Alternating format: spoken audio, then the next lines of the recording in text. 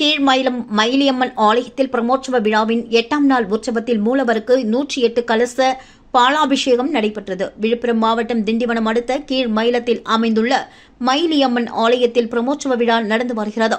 ஒவ்வொரு ஆண்டும் மாசி மாதம் மயிலியம்மனுக்கு 9 நாள் பிரமோற்சவ விழா நடத்தப்படுவது வழக்கம்.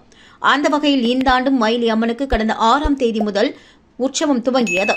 8ஆம் திருவிழாவை முன்னிட்டு மயிலம் அக்னி குளக்கரையில் அமைந்துள்ள சுந்தர விநாயகர் ஆலயத்தில் இருந்து பக்தர்கள் 108 பால் குடங்களை சுமந்து வந்து நகரின் முக்கிய வீதிகள் வழியாக சென்று மயிலியம்மன் கோவிலை அடைந்தனர். பின்னர் பக்தர்கள் கொண்டு வந்த பாலை கொண்டு மூலவர் மயிலியம்மனுக்கு அபிஷேகம் நடத்தப்பட்டது.